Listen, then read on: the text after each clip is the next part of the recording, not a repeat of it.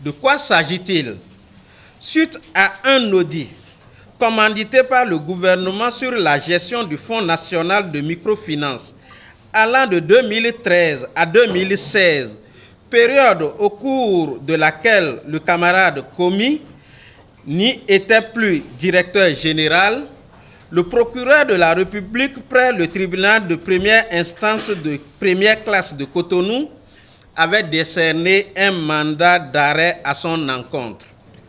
À la suite de ce mandat, l'intéressé s'est présenté de lui-même au juge d'instruction du premier cabinet le 6 avril 2018. Après audition, ce dernier, n'ayant pas trouvé de charge suffisante contre lui, a pris une ordonnance d'annulation du mandat décerné précédemment. Le procureur, n'étant certainement pas du même avis que le juge, a interjeté appel. Vous savez les ennuis que le juge d'instruction en question a connus suite à sa décision.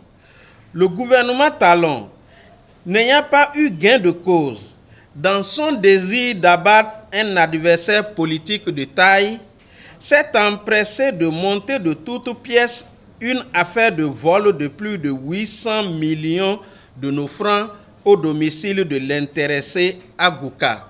Ce qui en soi n'est pas vrai puisque Komi Kouché n'a pas de maison à Gouka, mais plutôt à Atokolibé, commune de Banté, et le vrai montant objet du vol était de 95 millions, frais de campagne des coordinations FCBE du département des Collines.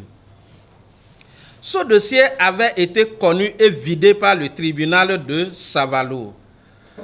La demande d'autorisation de poursuite ayant échoué à l'Assemblée nationale, le gouvernement a fait enrôler le dossier FNM par la criette.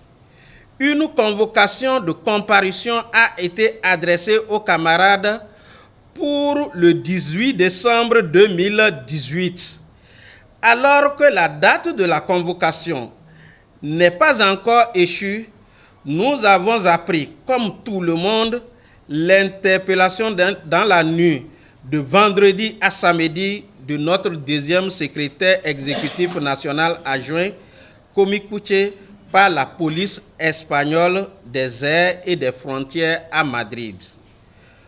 Face à une telle situation, le parti FCBE dénonce le caractère arbitraire et frauduleux d'un supposé mandat d'arrêt international délivré par le Bénin et curieusement inconnu des avocats de l'intéressé, condamne l'injustice répétitive dont sont victimes les dirigeants du parti tendant à les priver de leurs droits civiques et politiques, exige la libération immédiate et sans condition du camarade Komi Kouché et le respect de ses droits, réaffirme son soutien indéfectible au camarade Komi Kouché et le rassure de sa détermination à l'accompagner dans cette nouvelle épreuve qu'il traverse.